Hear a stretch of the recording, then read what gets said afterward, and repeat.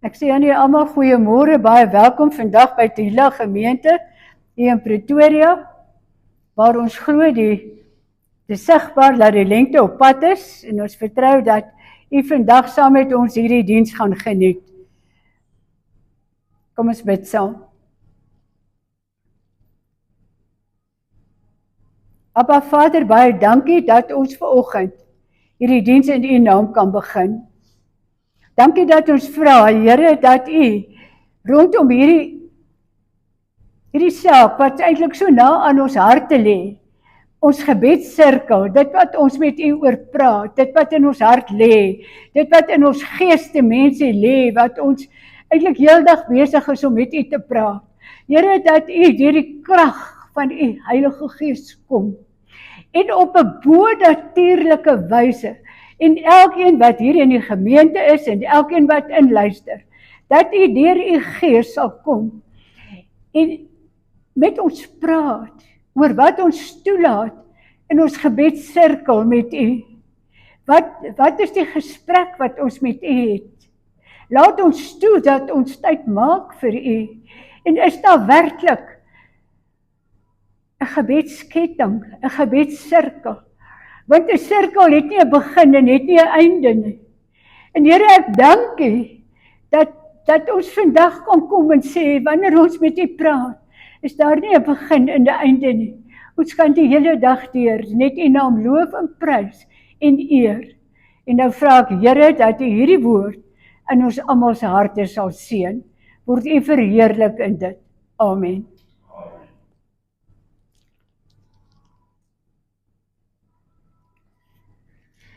Ek gesels vandag rondom 'n baie interessante tema. Die waarde van 'n gebedssirkel vir jou deurbraak. So die waarde van 'n gebedssirkel vir jou deurbraak. Ander woorde, jou deurbraak wat jy in jou lewe wil hê, die waarde van daai gebedssirkel om die deurbraak te kan bereik. My skriflesing kom uit Jeremia 17 vers 7. Jeremia 17 vers 7. Geseënd is die man wat op die Here vertrou en wie se vertroue die Here is.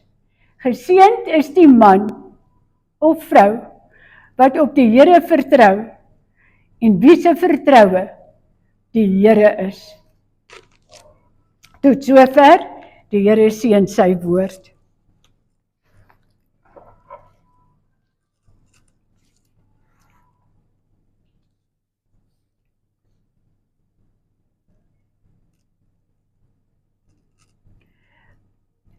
Ons het nou 'n belofte van die Here gelees. En so lees ons baie beloftes van die Here in die Bybel. Ons lees die beloftes en ons dink, ja, maar dit klink goed en dit klink mooi. Maar ons eint dit nie vir ons toe nie. Ons maak dit nie deel van ons menswees, laat ons dit vat in die gees nie. Ons dink, Here, dis wonderlik, dit gaan goed met die mens wat die Here vertrou. Dit gee ons moed vir die toekoms. Maar tog, Vader, wil ek vandag kom en sê dat u moet kom en u moet ons harte verander. Dat ons leer om hierdie waarhede wat u gee in die woord, om dit te vat en dit ons eie te maak. Ek praat vandag rondom 'n ware verhaal wat in die Bybelse tyd afgespeel het. Dit gaan oor 'n Joodse profeet. Die volk was in daardie tyd baie afvallig. En hulle het al die Joodse profete doodgemaak. So die volk was afvallig van die Here, hulle het die Joodse profete voor die voet doodgemaak. Maar daar het een profeet oorgebly. En hierdie profeet se naam was Honi. Hy was 'n Joodse profeet.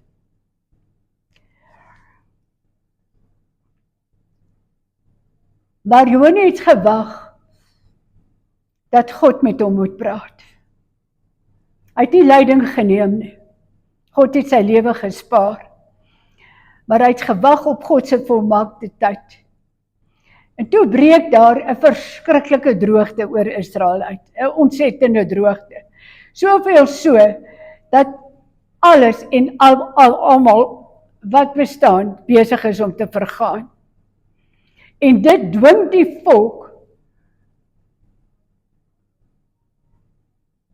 om te besef, as iemand nie ingryp of iets ingryp in hierdie situasie nie, gaan ons hele volk vergaan van honger en droogte.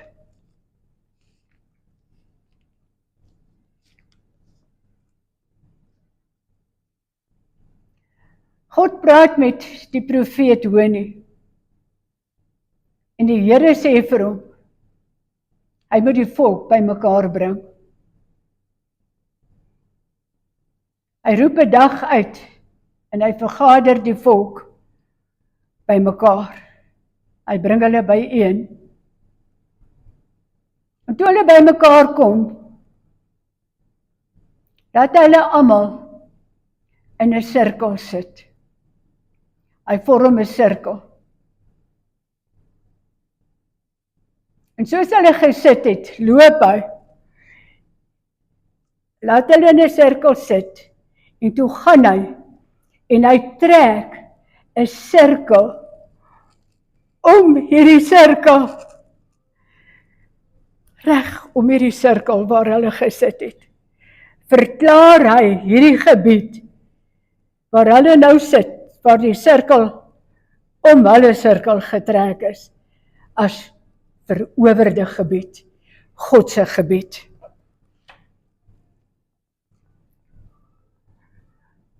Honi het besef, hierdie volk het afvallig geword. Hulle het daar niks van gedink om al die profete dood te maak, en God buite te los, God nie meer aanbid nie. Maar Honi het vasgehou aan God.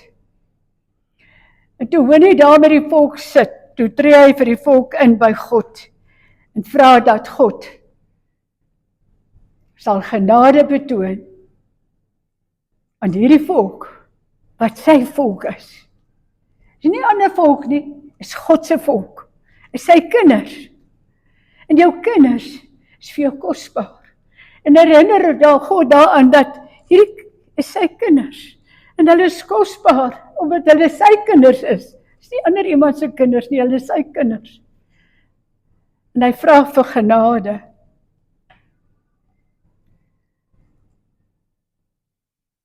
Toe gaan Honi, en hy val op sy knieë. En dit was my interessant, ek het toevallig in my stilte tyd, in hierdie laaste 2 weke, iewers het ek gelees, in my stilte tyd, dat die Israeliete, dit in die Ou Testament, wanneer hulle gebid het, het hulle hande opgehef, as hulle gebid het. Nou, ek weet nie, ek het nou nie gaan soek, waar gekom het, laat ons nou by hande vou uitgekom het nie. Maar in die Ou Testament, het hulle, as hulle gebid het, hulle hande opgehef na die Here. En Honi gaan, en hy gaan kniel. Hy laat die mense sit in 'n sirkel, en hy gaan kniel, en hy hef sy hande op na bo, en hy hef sy kop op na bo, en hy begin bid.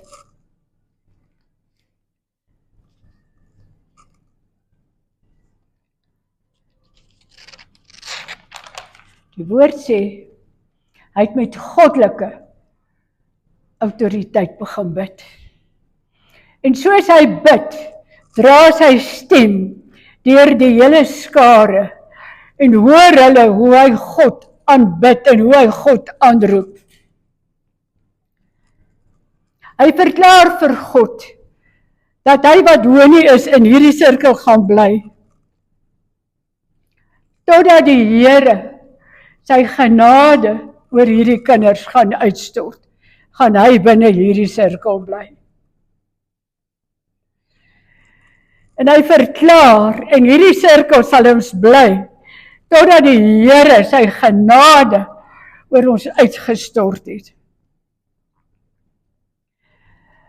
Die skare besef, hulle het hier te doen met 'n man wat waaragtig geloof het, that God will make a way. Vandag is dit hulle en God. En met die geloof wat Honie uitstraal, met sy hande omhoog, in die gebed wat hy namens die volk skuldbelydenis doen, en genade smeek vir die Here, kom lê daar geloof in die volk se harte.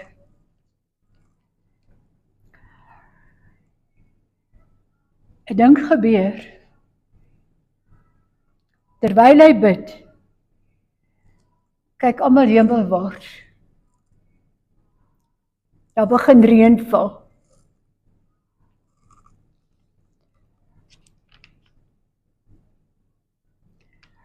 Terwyl die reën val, bly Hani bid. Hy hou nie op met bid nie. Die reën val, hy hou nie op met bid nie. Toe bid hy verder. Hoor wat bid hy?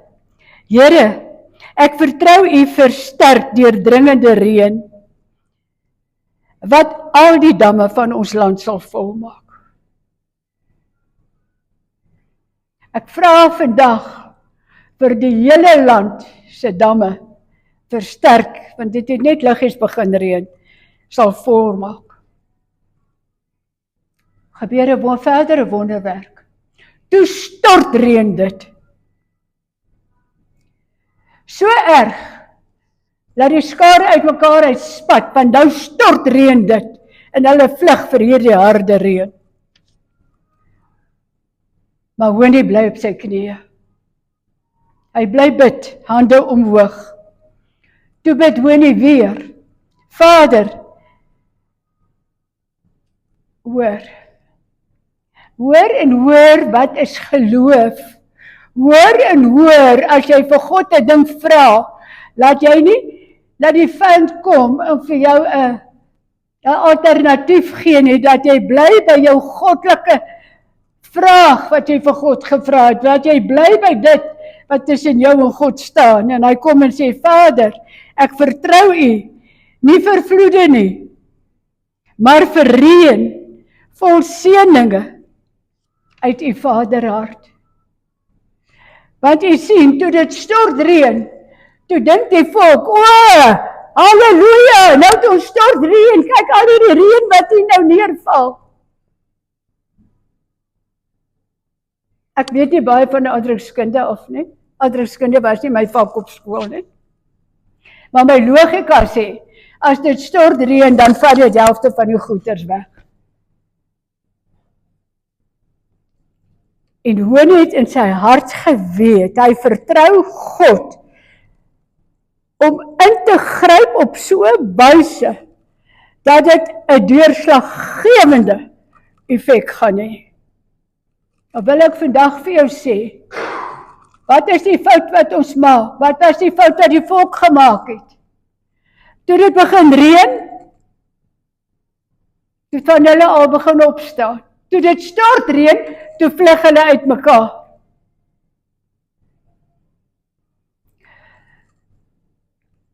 Ons vra goed van die Here, en ons bid goed van die Here, en dan antwoord die Here nie dadelik soos ons dink, en dit moet wees nie, en dan vat ons dit, wat ons dink, okay, dis nou die antwoord van die Here,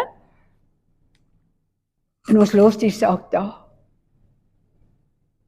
Maar God wil hê, wanneer jy voor hom staan, en jy kom en jy bid in erns, dat jy 'n saak sal deurbid, dat dit wat op jou hart lê, dat jy dit sal deurbid, dat jy in jou hart 'n amen moet kry. Die Here het my gehoor en verhoor. En dan praat die woord van 'n vrede wat alle verstand te bowe gaan. Daar was geen vrede. Hulle het net gehardloop gedink, kyk hoe reën dit, halleluja. Ons glo baie keer, 'n uitkoms wat die vyand stuur, want hier het 'n stortreën gekom. En die volk het gedink die stortreën is van die Here. En die stortreën was nie van die Here nie. En ons maak foute, ons bid oor sake, en dan bid ons oor 'n saak, en die vyand kom en hy gee vir jou 'n stortreën. En jy dink, prys die Here, is bietjie meer as wat ek gedink het, maar prys die Here vir hierdie stortreën, hier is nou die antwoord. Dis glad nie jou antwoord nie.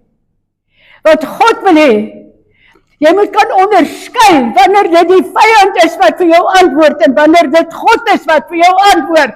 Want as dit die vyand is wat vir jou antwoord, dan sal God vir jou antwoord soos wat jy vra en hoe hy dit vir jou wil gee. Hy gaan nie vir jou 'n stortvloed gee waar al die kwaliteit grond wegvat nie. Hy gaan vir jou gee dit wat op jou hart lê, wat jy vra.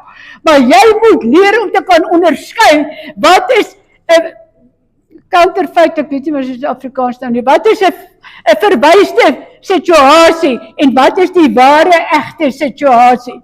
En ons maak foute in ons lewe, ons vra vir die Here vir dinge, ons vra vir die Here help met dit, ons vra vir dit, ons vra vir dat, ons in ons geestelike lewe vra ons vir goeders, en dan verstaan ons nie, ons bely ons sondes, ons kom en ons sê, Here ons is jammer oor dit en dit, maar ons verander niks. Ons dink as ons bely, is dit nou alles goed en wel, maar God soek verandering. God soek ware opregte geloof. God soek dat ons deurdruk. God soek dat ons sy aangesig soek en dat ons sal vasbyt, dat ons nie tevrede sal wees met skyn nie. Want wat het hier gebeur? Die vyand het 'n skyn van stortvloedreën gestuur. En die mense was tevrede. Hulle het uitmekaar gehardloop en gedink, hier is nou reën, so nou is die lande nat. Ons verstaan nie, dat ons lande is baie keer nat, daar is 'n stortvloedreën, maar die Here het meer in store vir jou. Hy het meer in store vir jou. Maar omdat daar meer in store is, moet jy soos Honie op jou knieë bly, met jou hande gelig na bo. En bly bid vir die volgende. Want net God kan vir jou gee, wat hy vir jou wil gee, as jy bereid is om deur te druk, as jy bereid is om te sê, Here, help my om nie vas te kyk teen dit wat nie regtig van U is nie, want daar's meer. God wil jou meer gee.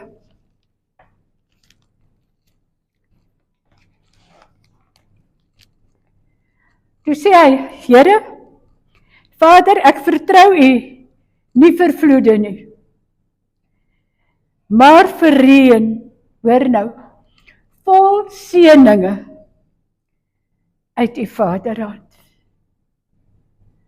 Ander woorde, hy kom en hy sê, Here, hierdie wat ons ontvang het, ek vra meer.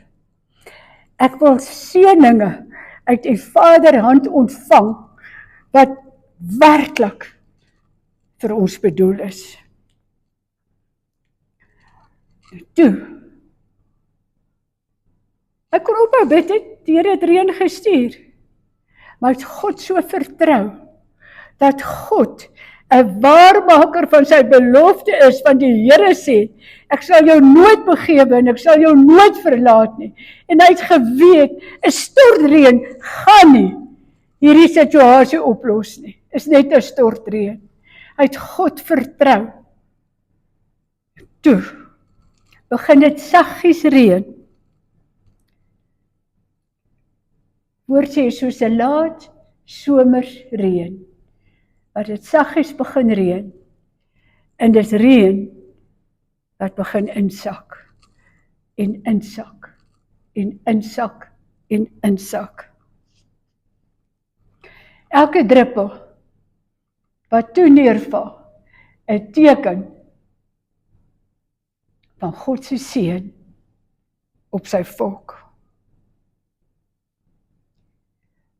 Hierdie gebed van Honie het die Joodse volk, waar hulle al die profete doodgemaak het, van ondergang gereën.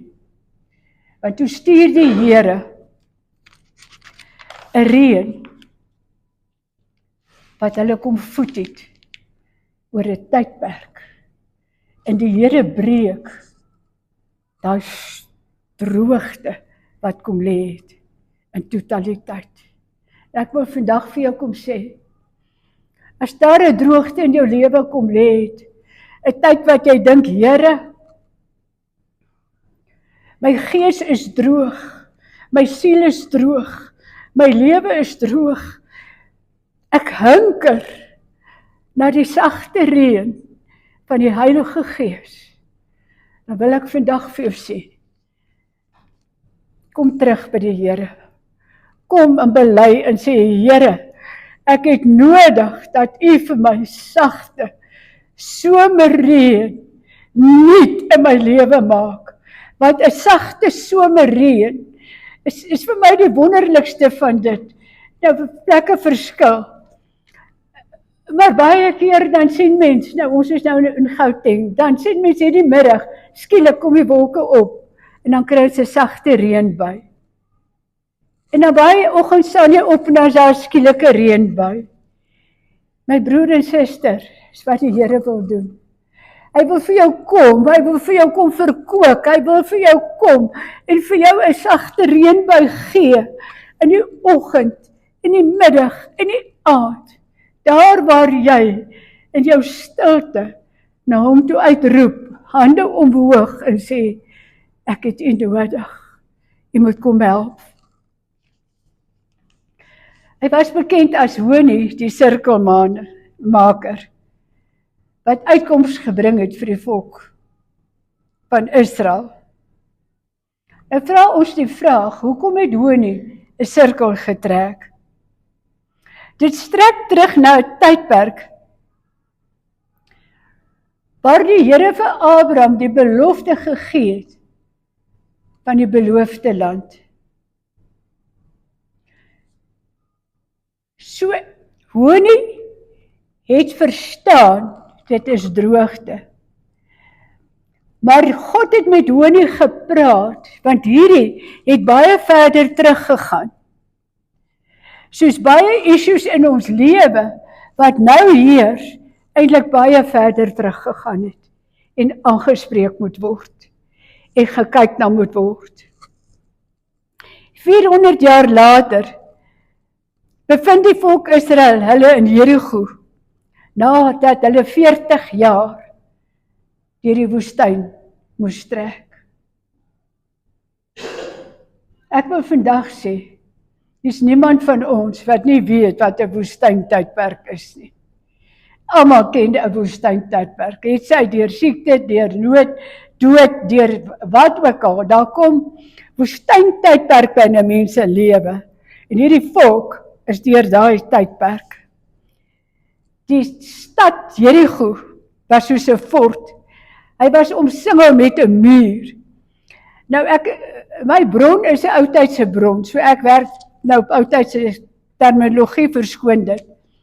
Die breedte van die muur was 6 voet. Die hoogte van die muur was 50 voet, wat die stad omsingel was met hierdie muur. So tegnies was dit onmoontlik om oor hierdie muur te kom, om binne in te kom.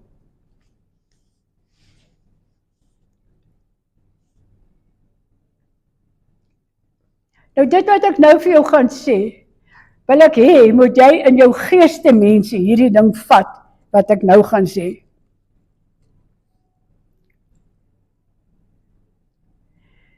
God het die volk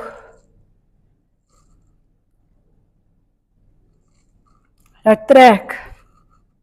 Hulle was 400 jaar wat hulle rondgetrek het. Hierdie stad Jerigo is met 'n muur omsingel, hulle kan nie eers in die stad inkom nie. En hoor nou, wanneer God 'n belofte gee, gee hy altyd saam met die belofte 'n uitkoms. maar dit hang van jou af, of jy daardie uitkoms, daardie belofte, of jy dit vat, en of jy nie die belofte vat nie, van uitkoms nie. God gee uitkoms, maar jy moet in geloof die uitkoms vat. In die geloof, al sien jy nie die verskil nie. Hulle het net 'n omringende muur gesien, hulle het niks gesien nie. Geen verskil nie. Maar hulle het die belofte gehad, dat God gesê het, hy sal weer vir hulle die plek in besit gee. God beveel hulle dat hulle vir 6 dae om die stad moet loop. Hulle mag nie praat nie. Hulle moet vir 6 dae om die stad loop. Die 7de dag moes hulle 7 maal in stilte om die stad loop.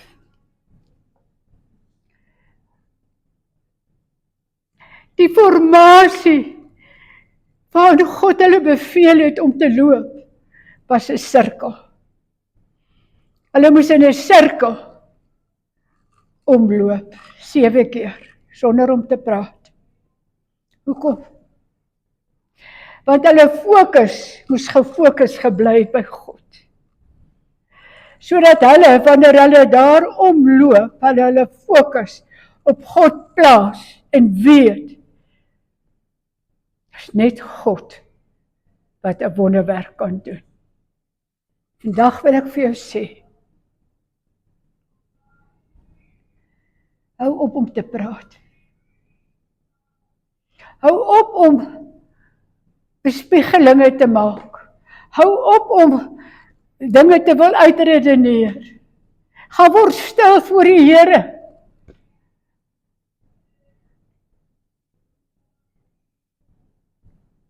Laat toe, laat sy gees met jou praat, sodat sy gees in jou geesmens kan kom lê, sodat dit wat hy wil vergestald in jou tot in vervulling kan kom, maar dit kan net kom as jy God toelaat. Want as jy met God redeneer en met plannetjies kom, dan kan God niks doen nie. Hierdie volk was so totaal in God se hande. Al wat God gesê het, loop 7 maal om die stad. Niemand praat nie. Waar was hulle fokus? By God. Ek wil vandag vir jou sê, broer, suster, en luisteraar, die Here kan net 'n wonderwerk doen, 'n miracle bring, as jy ophou praat, ophou redeneer, gaan stil word, en God toelaat, om sy werk te volbring. En die woord sê, ek laat vaar nooit die werke van my hande nie. God sal nie die werke van sy hande los nie. Maar ons bodder, en ons wil God help, en ons dink, Here, maar as ek dit, Here, as ek dit, Here, as ek dit. As iemand van hulle gepraat het, as iemand vir hulle nie in 'n sirkel geloop het nie, het God die ding gebreek. God is 'n God van orde, en God wil hê, kom word stil voor hom. Laat hom toe om met jou te praat. Laat hom toe om sy stem in jou geesmens te hoor. Dat jy weet soos jy weet, God praat met my, en los jou plannetjies. Maak klaar met jou planne, hulle werk in elk geval nie.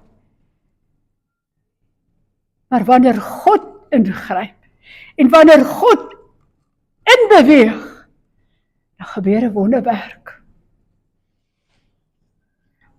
Met die laaste sirkel, stort die mure in duie. Die droom van die Israeliete word waar. Die droom wat God vir Abraham gegee het, laat hy hierdie land vir sy volk gee. Die belofte wat hy vir Abraham gegee het. Toe hulle die 7de maal dit voltooi het, toe hulle dit klaar voltooi het, in die sirkel staan, en 7 maal omgeloop het, toe val daai mure plat, en die volk kon die land in besit neem. Want God is 'n waarmaker van sy belofte.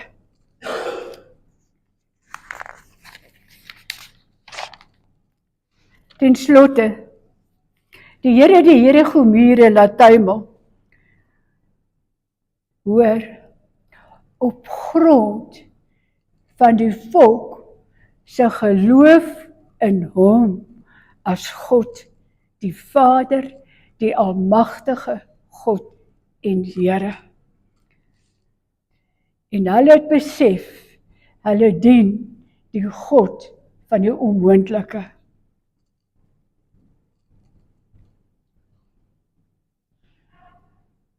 En vandag vir jou sê, my broer, my suster, God het nie verander nie. God kan jou Here Gomure laat tuimel. God is die God van die onmoontlike. Dalk ervaar jy Here Gomure voor jou vandag. Maar weet net, dis net die Here wat daai mure kan laat tuimel. Met jou, saam met jou geloof. God het nie verander nie.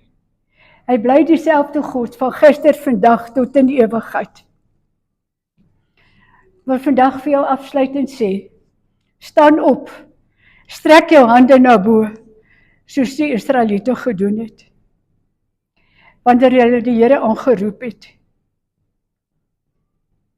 Lig jou hande op en verklaar, groot en heilig is die God van Israel. Groot en heilig is die Here my God, almagtig. Want vir hulle wat God liefhet, werk alles doen goeie mee vir hulle wat sy na sy voorneme geroep is. Vat dit in die geloof, spreek lewe en mag die Here jou seën. Amen.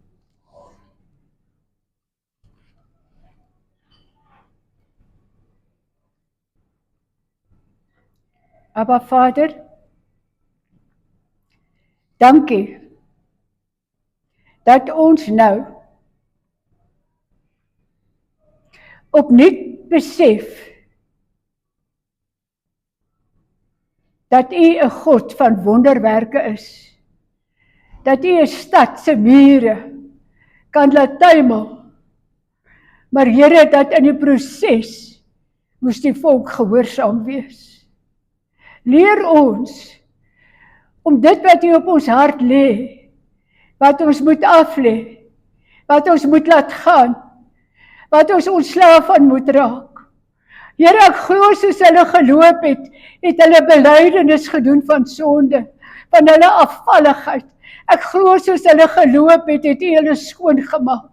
En my gebed is, maak ons skoon, kom heilig ons, kom reinig ons, dat ons skoon staan. Maar Here, dan dank ek U dat U 'n God is, wat Jerigo se mure laat val het. Laat U elke broer en suster, wat vandag inluister, elke broer en suster in die gemeente, wat 'n deurbraak nodig het, dat U wonderwerkende mag en kragte moontlik kan maak. Maar al wat U vra, is opregte geloof. En dan dank ek U vir die voorreg om 'n waaragtige, lewemakende God te kan aanbid. Ons eer U daarvoor in Jesus naam. Amen.